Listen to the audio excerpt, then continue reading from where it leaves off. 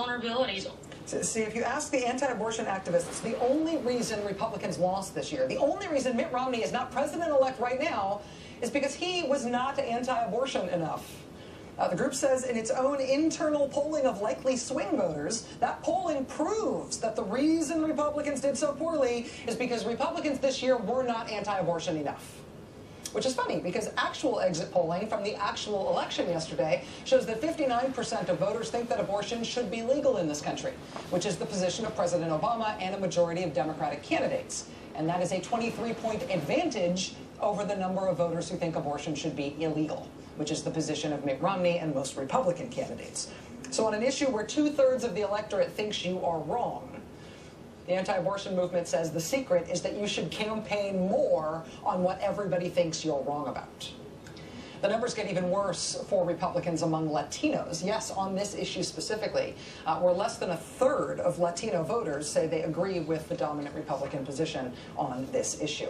After the Republicans won a record number of state legislature seats in 2010 and a bunch of governorships too, Republicans in those states since the 2010 election have just been focused on abortion like never before. They enacted a record number of new anti-abortion laws, more than at any time since Roe versus Wade became the law of the land. The same thing happened at the federal level as soon as Republicans took control of the House after the 2010 midterm elections. H.R. 3, as in the House Republicans' third bill overall, their third bill was an anti-abortion bill.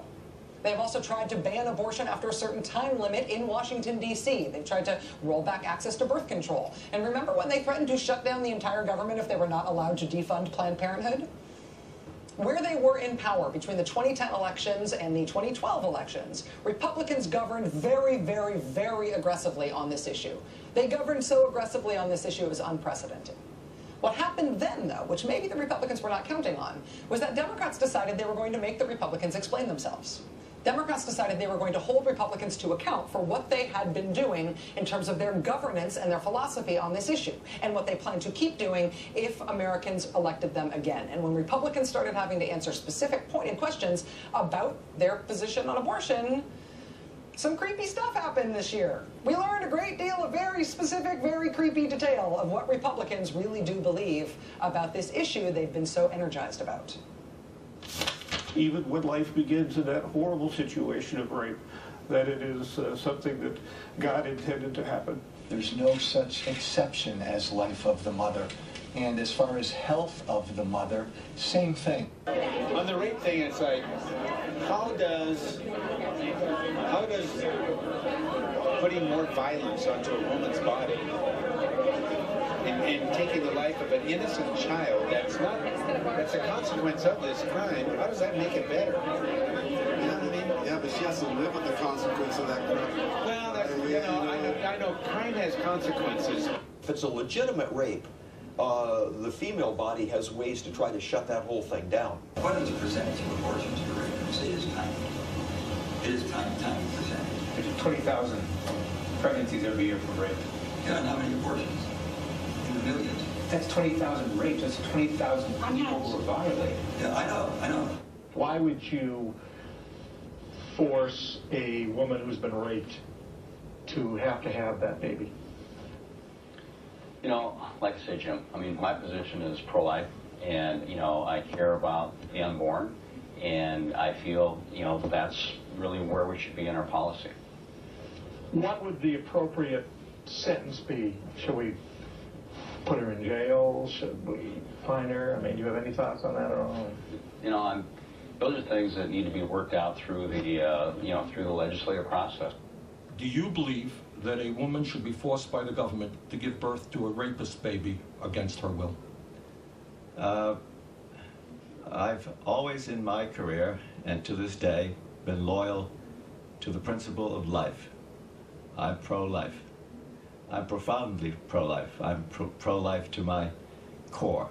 Should it be legal for a woman to be able to get an abortion if she's... Well, so I'm very proud of my pro-life record, and I've always adopted the idea, the position that the method of conception doesn't change the definition of life. How would you tell a daughter or a granddaughter who, God forbid, would be the victim of a rape to keep the child against her own will? I lived something similar to that with my own family. She chose life, and I commend her for that. She knew my views, but shows the way I talk. Now, don't get me wrong, it wasn't great what she did. Similar how? Maybe I Is that similar to rape? No, but well, put yourself in a farmer's position. Yes. I mean, it is similar. It was a video sampling from the Republican Party's creepy rape and abortion comments caucus. Those guys were essentially forced by precise and persistent lines of questioning in this election season to campaign on their anti-abortion positions, forced to explain themselves even when they did not want to, because frankly, Democrats pushed them on it. So how did these guys do in last night's election? They did very, very, very badly. The creepy rape and abortion comments caucus, by our count, went 0 for 9 last night. Every one of those guys you just heard from lost last night. Richard Murdoch, who thinks God sometimes intervenes to make sure rape victims are impregnated by their rapist, he lost the Senate race in Indiana, costing Republicans what had been considered a safe Senate seat. Joe Walsh, who believes abortion should be banned for women whose lives or health are in danger, Joe Walsh lost his House seat in Illinois to Democrat Tammy Duckworth. John the Rape Thing Coster, he lost his race for the House in Washington State. Todd Legitimate Rape Aiken, he lost the Senate race against Claire McCaskill, which was once considered an easy Republican Senate pickup. Congressman Roscoe Bartlett, who did not have the stats handy on pregnancy resulting from rape, Roscoe Bartlett, he lost his re-election bid in Maryland. Rick Berg, who said we can work out the details later of whether rape victims go to jail for abortion, he lost the Senate race in North Dakota. That was once seen as primed for a Republican pickup. John McGovern, who doesn't want to talk about rape, he just wants to talk about his pure pro-life core, he lost to incumbent Senator Bernie Sanders in Vermont. Paul Ryan, who called rape just another method of conception, Paul Ryan did win back his House seat, but he lost the vice presidency in rather spectacular fashion.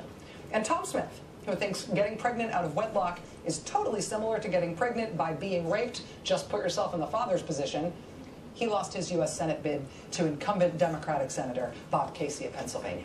Republicans who were forced to campaign on their anti-abortion politics, by and large, did not fare well this year.